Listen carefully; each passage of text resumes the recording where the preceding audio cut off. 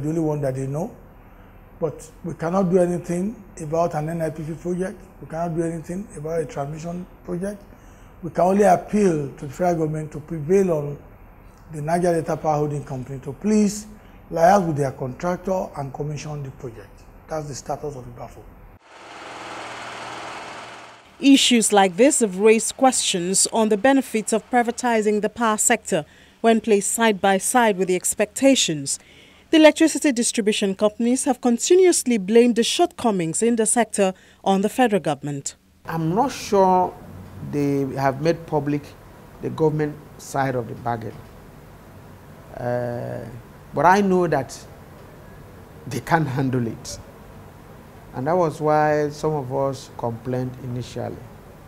However, government can be exonerated from the whole blame of disobeying the rules, to hand over the power sector to these individuals. The power sector would have been better today if it was allowed in the hands of government.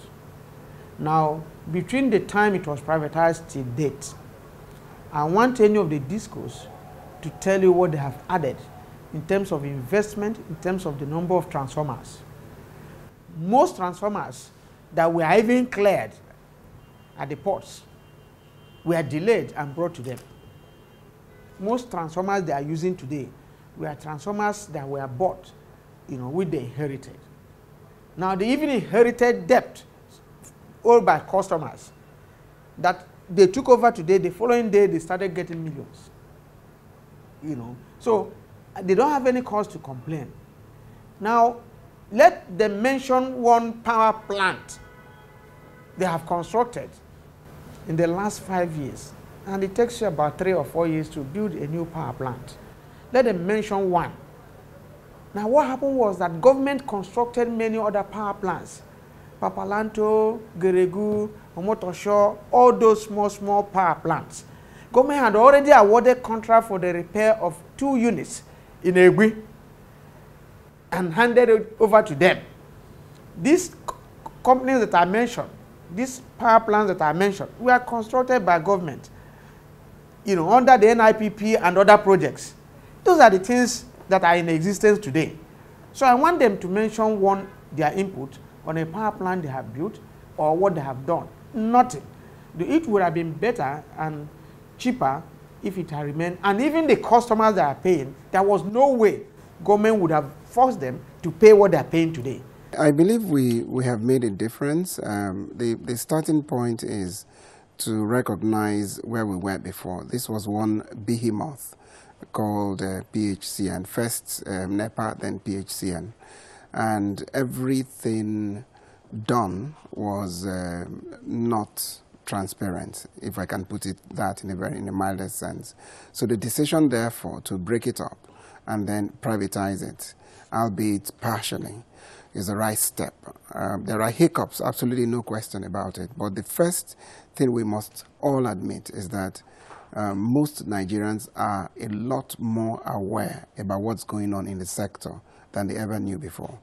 In those days, me, like any other person, our relationship with power was just when we put on a switch. If it comes on, fine. If it doesn't come on, you abuse somebody and put on your generator and all that. That was the relationship we had with it. But today, knowledge, as they say, is power. We all know the component parts. We know there is generation. We know there is transmission. We now know there is distribution. And we all know that each of them comes with their own risks. We also understand how the risk is allocated. And we therefore know where to direct blame. And knowledge, as I say, is always a starting point in profiling solutions. Now, in terms of the difference, if you look at it from a generation standpoint, we all agree that at the point of privatization, we were doing less than 3,000 megawatts. Today, we're talking about 7,000 megawatts. Transmission company itself was struggling with ability to wheel 3,000 megawatts. Now, they can wheel between 5,000 and 7,000 megawatts. The distribution companies themselves have been overhauling their own machinery and trying to make things a lot better. For example, and investors say they've not been having it easy in their journey of privatization and distribution of power. So this is the journey. I mean, the power sector is not going to produce the same magical results as telecoms did, and the reason is very simple. At the point we privatized telecoms, we were lucky that the GSM technology had come. So nobody had to grapple with dealing with the shenanigans of Nitel. So they went on greenfield platforms and then they rolled out.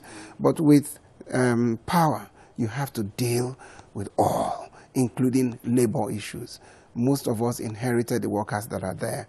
You have to do like a serious mindset change. You know, that's why you still have people saying, look, this NEPA mentality is still there. You're dealing with all those. So there are those human considerations you must deal with. There are obsolete equipment.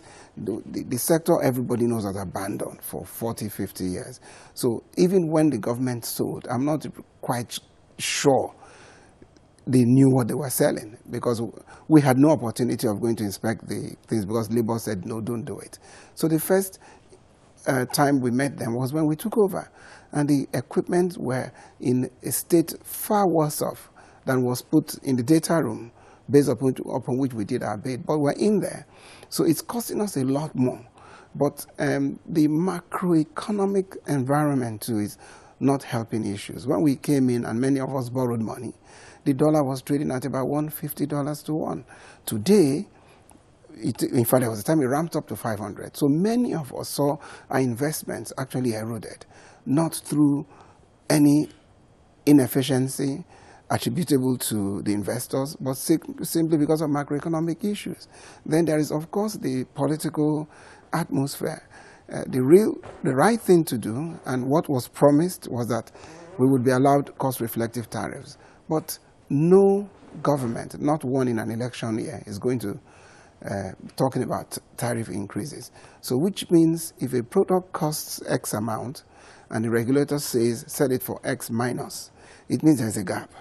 And that gap is what is haunting the entire industry, because it is what the discos collect that goes to feed the entire value chain. And we're not collecting what we should collect.